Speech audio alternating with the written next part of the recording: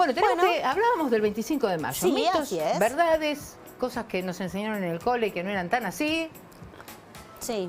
Y para esclarecerlo, Amalia Díaz Guiñazú nos va a contar la verdad. La verdadera historia. La verdadera ¿no? historia. Claro. Yo iba a decir la verdad de la milanesa, pero no, tendría que decir la verdad de los pastelitos o del locro. Para un día como hoy. Sí. Porque realmente muchas cosas se dicen sobre lo que se pretendía, sobre el espíritu libertario de ese entonces, sobre quiénes intervinieron y quiénes fueron los cerebros de la Revolución de Mayo y cómo terminaron algunos de ellos, como el caso del pobre Mariano Moreno. Pero hay muchas cosas que desde los libros de historia del manual del alumno bonaerense a esta parte han cambiado y se han revelado de otra manera. Y por eso Amalia Díaz Guiñazú está con nosotros para contarnos todo lo que tiene que ver con los mitos, leyendas y las cosas que no son verdad, claro. Exacto. Con respecto a este 25 de mayo, Amalia, bienvenida, ¿cómo estás? Hola Amalia, chicas, ¿cómo están? Por fin son dos. Miren, no tengo escarapela, pero encontré esto. Que me parece muy bien. Que simboliza un poco. Ay, se corta un poco, porque claro, con esas antenitas festejábamos el mundial. Fue con el que perdimos el primer partido. Claro. Más Después o no menos. se más. Sí, me acuerdo. Pero bueno, ¿se corta mucho? No, ahora se escucha un poco. Estás un poquito frisada, ahora sí, has recuperado el movimiento. Amalia, ¿es verdad lo del 25 de mayo que nos decían en el colegio? No, a ver, o sea, por supuesto que hay cosas que sí, que son, que dentro del anecdotario tienen una cierta razón, pero como nos explicaban, no eran. Las cuestiones políticas no han cambiado desde entonces hasta ahora. De hecho, ustedes vieron hace poquito nada más el acto de Cristina Kirchner, estaba en la plaza de Mayo, bueno, estaba rodeado por la cámpora, la gente común y corriente no podía pasar, digamos. En ese momento estaban los realistas y estaban los criollos o los patriotas, si querés. Pero la cosa es que el rum rum venía hace rato. Lo que nosotros no nos contaron en el colegio fue la farsa de Bayona y un montón de cosas contextuales en España, porque en ese entonces nosotros éramos el virreinato del Río de la Plata y había todo un movimiento independentista en Europa que había empezado en los Estados Unidos con la modernidad y con esta idea de descolonializarse por cuestiones meramente económicas. Fíjate, ¿no? Que empezó Estados Unidos en 1776, después, bueno, siguió en 1789 la Revolución Francesa, guillotinando a los Luises, a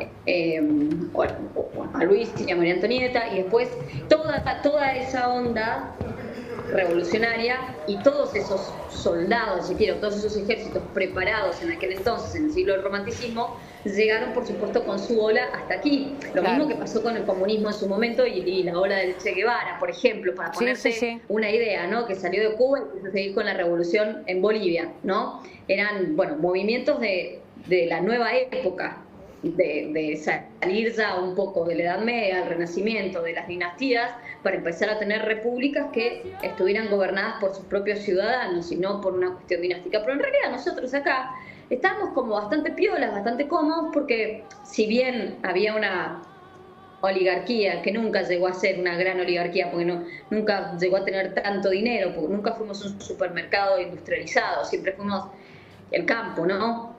Y entonces las circunstancias ajenas o externas nos ayudaban. ¿Me escuchan bien? Sí, Amalia, sí. Sí. No, Justamente bueno. te iba a preguntar por Entonces, ese tema. Claro, bueno.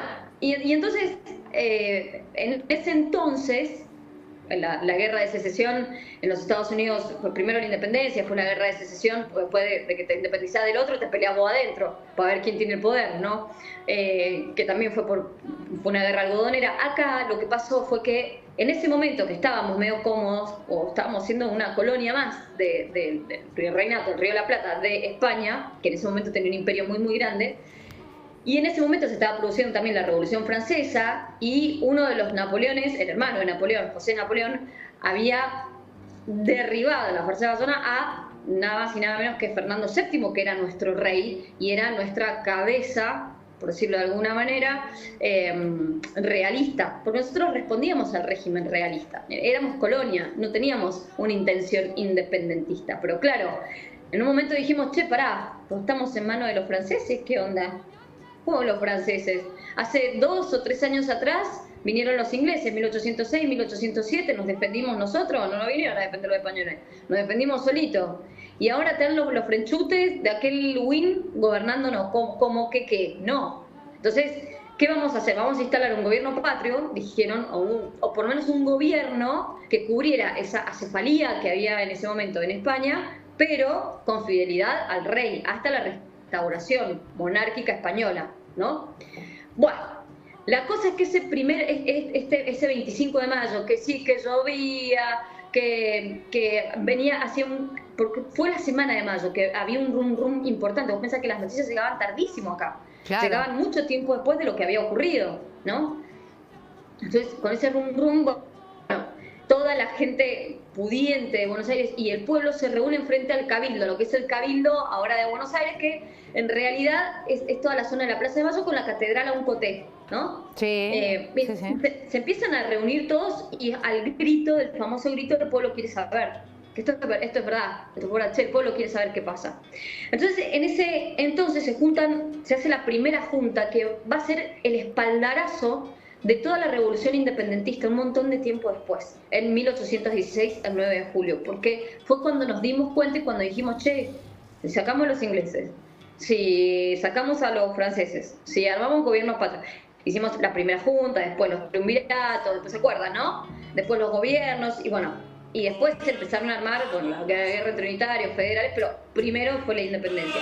Ahora, a mí hay un par de frases que me encantaría resaltar, pero sobre todo tener en cuenta quiénes fueron los que conformaron el primer virreinato y esto que nos contaron. ¿Y quiénes qué pensaban? Porque éramos criollos. ¿Se acuerdan ustedes quiénes eran? A ver, vamos tirando nombres. Yo les voy contando quiénes son. Cornelio Saavedra, Juan José Paso. ¿Qué? El presidente de la Cornelio primera Saavedra. junta. ¿Cuál era? Cornelio Saavedra, Juan José Paso, Mariano Moreno. Muy bien, Juan José Paso, que eran los vocales, Vieites. Mariano Moreno, que vos lo dijiste recién, corrió una suerte terrible, porque al año siguiente de formar o ser parte de la primera junta, lo asesinan o lo matan, ¿no? Digamos que ya, fíjate lo que era la pelea por el poder en ese entonces. ¿Quién estaba acá en representación de España?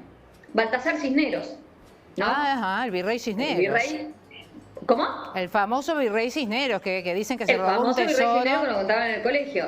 Bueno, ¿cómo era? ¿Lo íbamos a derrocar? ¿No lo íbamos a derrocar? Si en realidad queríamos representación. Bueno, la cosa es que el tipo había perdido representación, porque como ya no había un rey en España, ¿el virrey de qué sos? Si España ya no pertenecía a Francia, no sé si me entendés. O sea, la estaba gobernando Francia, entonces había una cefalía institucional un poco parecida a la de hoy. No que fue bonita la juntada, no. La verdad es que llovía, era un despelote, French y Beruti es cierto que tiraban las escarapelitas, pero en realidad las escarapelitas era para ver los realistas y los patriotas y los nacionalistas. ¿Para qué? Para que los identificaran cuando sacaran la bayoneta y le tiraran al que le tuvieran que tirar, ¿no? Digo, fue una revuelta como civil, fue un levantamiento del pueblo. Ahora, Amalia, ¿realmente había varios bandos? Algunos que querían que perteneciéramos a los ingleses, otros que siguiéramos perteneciendo al gobierno español y otros que querían que fuéramos un lugar independiente.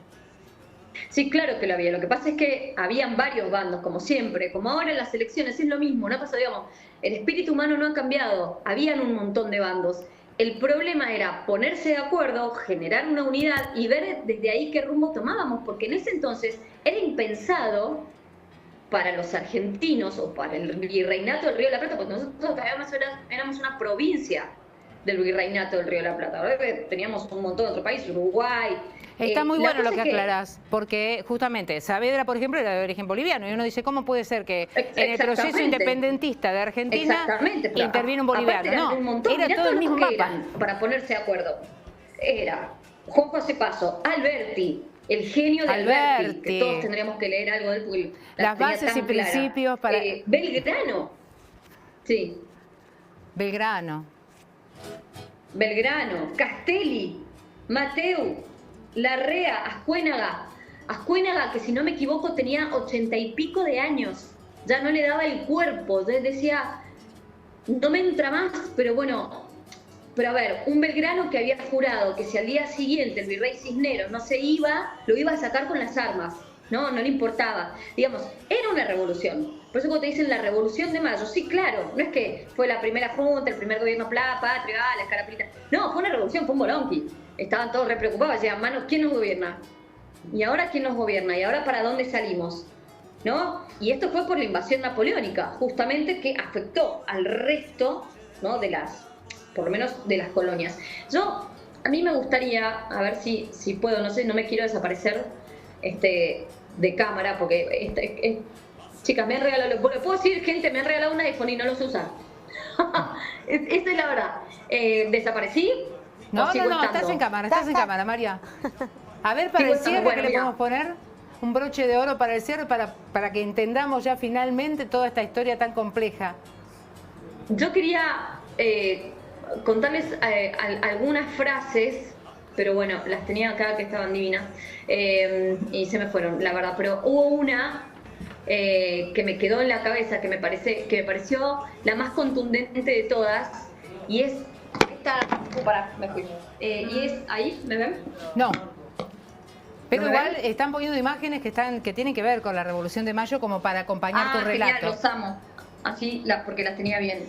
Hay una que me encantó, que tengo varias, pero una que me pareció genial, de Cornelio Saavedra, y que decía: y no quede duda de que es el pueblo el que confiere la autoridad o mando. Y esto que, bueno, es muy obvio. No.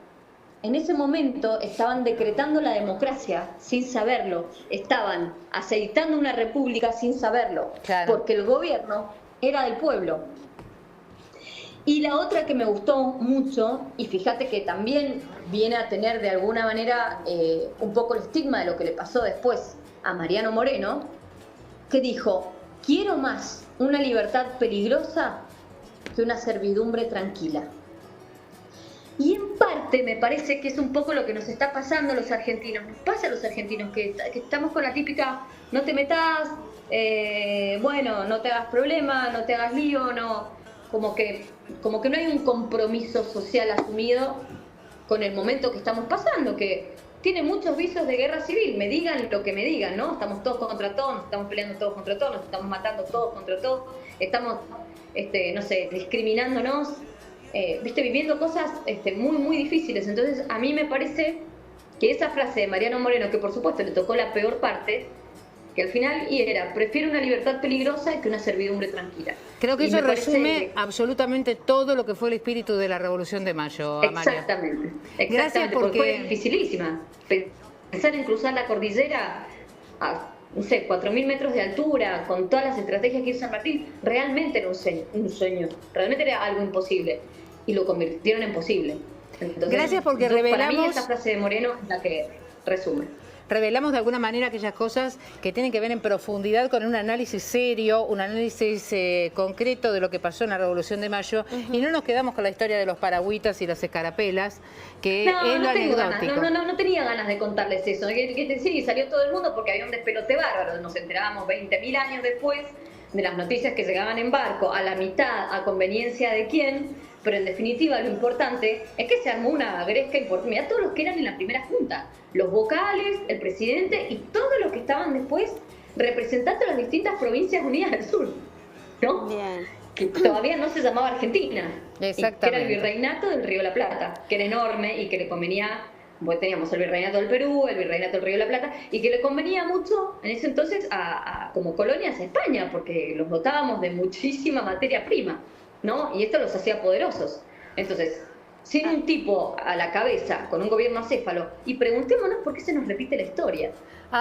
Eso es lo que tendríamos que analizar en un próximo encuentro. Amalia, te doy todo el fin de semana para que me estudies ese iPhone. ¿Quién tiene el privilegio de que le regalen un iPhone? Me lo regalaron. Tuviste esa suerte, Amalia. Por favor, todo el fin de semana leyendo el manual de Apple. Dios le da pan al que no tiene dientes, mirá. Que disfruten el fin de Amalia, gracias. Gracias, Amalia.